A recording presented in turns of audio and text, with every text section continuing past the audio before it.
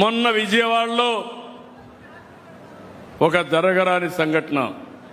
నేను ఎప్పుడు కూడా ఇలాంటి సమర్థించను. జరిగితే దాని కుల రంగు పుంజి పవన్ కళ్యాణ్ గారిని ఇష్టానుసారంగా స్క్రోలింగ్ చేసే పరిస్థితి వస్తారు. అంటే మీ అరాచకానికి అంతు లేదా నేను అడుగుతున్నా. సాక్షాత్తు హోంమంత్రి అనిత, ఒక ఎస్సీ, ఒక దళిత మహిళ, లా అండ్ ఆర్డర్ మెయింటైన్ చేసే ఒక ఆడబిడ్డ. గర్వపడాలి. మన ఇంట్లో ఆడబిడ్డలు ఉంటారు. ఆ అమ్మాయిని గురించి, మేకప్ గురించి మాట్లాడతారా మీరు? ఏమనుకుంటున్నారు? ఎంత గర్వం మీకు? అంటే దిక్కు లేకుండా నీ ఇష్ట ప్రకారం ఆడబిడ్డల్ని అవమానపరిచేట్టుగా మాట్లాడడం, ఇంకొక పక్క ఎక్కడికక్కడ రెచ్చగొట్టడం, ఇంకొక పక్క పోలీసులు నిర్వీర్యం చేసి విధానంతో ముందుకు పోతున్నారు. ఈరోజు అమరావతికి వెళ్ళారు.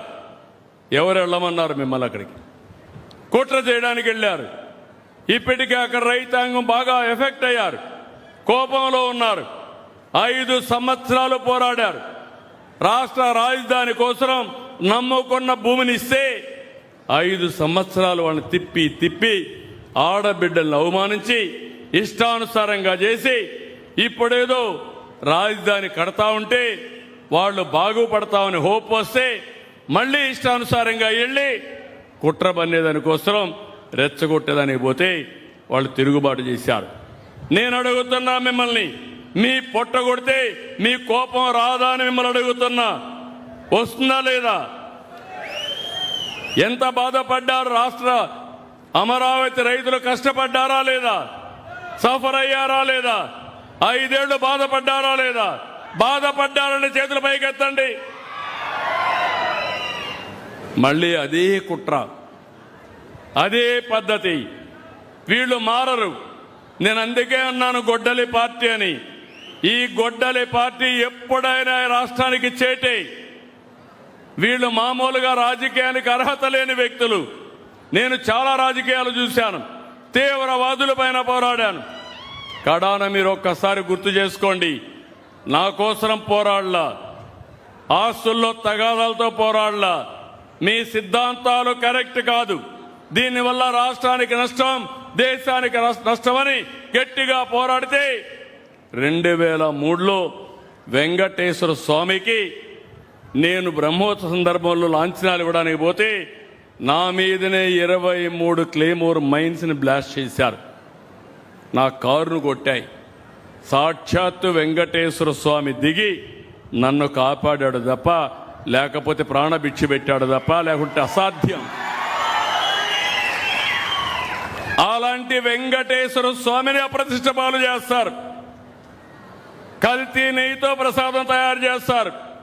కల్తీ నెయ్యితో అక్కడ ఆయన విగ్రహానికి ఆరతులు ఇవ్వడం, నైవేద్యాలు ఇవ్వడం చేస్తారు. అంటే వెంకటేశ్వర స్వామిని అప్రతిష్ట పాలు చేసి ఇష్టానుసారంగా రాజకీయ లబ్ధి పొందాలని మహిమ తగ్గించాలనుకుంటున్నారు. వెంకటేశ్వర స్వామి కలియుగంలో మనందరినీ ఆశీర్వదించే ఏకైక దేవుడు వెంకటేశ్వర స్వామి. మీకు నమ్మకం ఉందా లేదా అని అడుగుతున్నా మిమ్మల్ని అందరినీ. నమ్మకం ఉందని చేతుల పైకెత్తండి. అలాంటప్పుడు అలాంటి దేవుడికి అపచారం చేస్తే వదిలిపెడతారా అని మిమ్మల్ని అడుగుతున్నా. నేను ఆ మాట మాట్లాడితే నిన్న దొంగ వేషాలు, నామాలు పెట్టుకొని, బొట్లు పెట్టుకొని పూజ చేస్తాడు. ఎవరికి కావాలా పూజలు? దొంగ తప్పలేదు. ఈరోజు మా ముస్లిం సోదరులు ఉన్నారు. నేను సంఘీభావం కోసం నమాజ్ చేస్తా, వాళ్ళతో కలిసి ఉంటా, అది మత సామరస్యం. చర్చికి పోతా, నమస్కారం పెట్టి వస్తా, వాళ్ళని గౌరవిస్తా. మీరు కూడా అది చేయాలి. అంతేగాని మీ ఇష్టానుసారం దేవాలయాలపైన దాడులు చేసి ఇప్పుడు మళ్ళీ మోసం చేయాలనే ఉద్దేశంతో ఎక్కడికక్కడ వంగి నమస్కారాలు పెట్టి, లేకుంటే దేవాలయాలు పూజలు చేస్తే కరెక్ట్ కాదు. ఈ విషయం మనం గుర్తుపెట్టుకోవాల్సిన అవసరం ఉంది. ఇలాంటి చాలా చూస్తున్నాం. ఎన్నో సవాళ్లు ఉన్నాయి. అన్ని సవాళ్ళని సంక్షోభాల్ని తట్టుకుంటూ వస్తున్నా. అన్నింటికంటే మించి మనం గాని ఇంటే కళ్ళార్పకుండా అబద్ధాలు చెప్తానే ఉంటారు, మోసాలు చేస్తానే ఉంటాడు. యామారితే ఏం చేస్తాడో నాకే తెలియదు. అలాంటి నేరాలు చేస్తాడు, ఘోరాలు చేస్తాడు. ఒక పక్క ఘోరాలు నేరాలు జరగకుండా కాపాడుకోవాలి, మీకు న్యాయం చేయాలి, ఇంకో పక్క అభివృద్ధి చేయాలి. ఇది నాకు ఎప్పుడు కూడా, నేను రాజకీయ నాయకులతో పోరాడాను కానీ నేరస్తులు ఉండే రాజకీయ నాయకులతో నేను ఎప్పుడూ పోరాడలేదు. ఈ విషయం మీరు గుర్తుపెట్టుకోవాలి. అందుకే మీరందరూ గుర్తుపెట్టుకోవాల్సిన అవసరం ఉంది. మనది పాజిటివ్ గవర్నెన్స్, వారిది క్రిమినల్ పాలిటిక్స్. ప్రజలు కూడా అప్రమత్తంగా ఉండాలి. రౌడీల్ని తయారు చేస్తున్నారు, గంజాయి బ్యాచ్ని తయారు చేస్తున్నారు, బ్లేడ్ బ్యాచ్ని తయారు చేస్తున్నారు, సంఘ విద్రోహ శక్తుని దగ్గర చేరుస్తున్నారు. ఇదే జరిగితే ఏ ఆడబిడ్డకు రక్షణ ఉండదు, మీ ఆస్తులకు రక్షణ ఉండదు. 5 ఏళ్లు చేసిన అరాచకాలను కరెక్ట్ చేయడానికి నాకు 15 ఏళ్లు పడతా ఉంది. మళ్ళీ ఏమారితే ఏమవుతాం మీరు గుర్తుపెట్టుకోవాల్సిన అవసరం ఉంది. నేను ఒకటే చెప్తున్నా, నేను అధైర్యపడను. అధైర్యం నా నరాల్లో ఎక్కడా లేదు. ఎవరైనా సరే తప్పు చేస్తే ఎంతటి వాడైనా సరే వదిలిపెట్టనని మరొక్కసారి మీ అందరికీ హామీ ఇస్తున్నా. ఈ రాష్ట్రాన్ని ముందుకు తీసుకెళ్ళాలి. గిద్దలూరు లాంటి వెనుకబడిన నియోజకవర్గాల్ని పైకి తీసుకురావాలి. ఇది ఒక మంచి అవకాశం. ఈ అవకాశాన్ని సద్వినియోగం చేసుకుందాం. మీరు ఒకటే కోరుతున్నా, మళ్ళీ మళ్ళీ విజ్ఞప్తి చేస్తున్నా, ఎవరి వల్ల మీ జీవితాల్లో మంచి జరుగుతుందో ఆలోచించుకోండి. ఏ నాయకుడి వల్ల, ఏ పార్టీ వల్ల, ఏ కూటమి వల్ల మీకు ఇవన్నీ అందుతున్నాయో గుర్తుపెట్టుకోండి. అదే సమయంలో ఇవన్నీ గుర్తుపెట్టుకొని ఎక్కడికక్కడ పూర్తిగా సపోర్ట్ చేసి మీరు అండగా ఉండాల్సిందిగా మరొక్కసారి నేను మిమ్మల్ని అందరినీ కోరుతున్నా. ఇప్పుడు కూడా కొంతమంది ఇక్కడ గొడ్డలి పార్టీకి పనిచేసే వాళ్ళు ఉన్నారు. ఆత్మవిమర్శ చేసుకోండి. రాష్ట్ర ప్రయోజనాలు కావాలన్నా, మీరు మీ పిల్లలు బాగుండాలంటే గొడ్డలి పార్టీ లాభం లేదని మరొకసారి విజ్ఞప్తి చేస్తున్నా.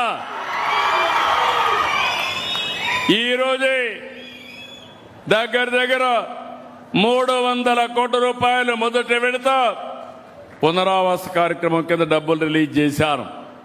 ఇంకొక నెలలో 600 కోట్లు రిలీజ్ చేసి ప్రతి ఒక్కరికి పునరావాసం కల్పించే బాధ్యత నేను తీసుకుంటానని మీ అందరికీ హామీ ఇస్తున్నాను. ఇంకొక పక్క మొత్తం కలిసి 1,19,000 ఎకరాలు స్టేజ్ 1లో ఇస్తాం. స్టేజ్ 2లో 2 లక్షల ఎకరాల పైన 3,28,000కి ఇస్తాం. మొత్తం మీరు చూస్తే 4,37,000 ఎకరాలకు నీళ్లు ఇచ్చే అవకాశం ఉంది. ఇది తప్పకుండా చేస్తామని చెప్పి కూడా నేను మీకు తెలియజేస్తున్నా. అయితే నేను మిమ్మల్ని కోరేది, మీరు కూడా ఆలోచించాల్సింది, నేను ఎన్ని మంచి పనులు చేసినా దాన్ని సద్వినియోగం చేసుకునే బాధ్యత మీలో ఉండాల్సిన అవసరం ఉంది. ఈరోజు ఇంకొక పక్కన మీరు చూస్తే దీంతో నేను వదిలిపెట్టడం లేదు. ఈ జిల్లా బాగుపడాలంటే మీ ఆదాయం పెరగాలి. మీ ఆదాయం రైతులు పెరగాలంటే వారసత్వంగా వేసే పంటలు వేస్తే లాభం లేదు, వరి ధాన్యం లాభం లేదు, లేకుంటే పొగాకు లాభం లేదు. చాలా ఇబ్బందులు వస్తున్నాయి. అందుకే రాయలసీమకు ప్రకాశం జిల్లాలో ఉండే మార్కాపురం కూడా కలిపి ఒక ప్రత్యేకమైన ప్రాజెక్టు తీసుకొచ్చాం. ప్రపంచానికి ఒక గ్లోబల్ హబ్గా, హార్టికల్చర్ హబ్గా దీన్ని తయారు చేస్తాం. దానికి మీ మార్కాపూర్ జిల్లాను కూడా ఇంక్లూడ్ చేశాం. 1,00,000 కోట్ల రూపాయలు పెట్టుబడి పెడతాం. 40,000 కోట్ల రూపాయలు ప్రభుత్వం పెడుతుంది, కేంద్రం రాష్ట్రం కలిపి. 60,000 కోట్ల రూపాయలు ప్రైవేటు పెట్టుబడులు పెడతారు. ఇప్పుడే అశోక్ రెడ్డి గారు చెప్పారు, ఇక్కడ ఫుడ్ ప్రాసెసింగ్ యూనిట్స్ వస్తాయి, రామాయంపట్నం బ్రహ్మాండమైన పోర్ట్ వస్తుంది, ఇండస్ట్రీస్ కూడా వస్తే ఈ ప్రాంతం నుంచి వేరే ప్రాంతానికి పోయే పని లేకుండా వేరే ప్రాంతం నుంచి అవసరమైతే ఇక్కడ ఉద్యోగాలకు వచ్చే పరిస్థితి తొందరలోనే వస్తుంది. 201 క్లస్టర్స్ ఏర్పాటు చేస్తాం.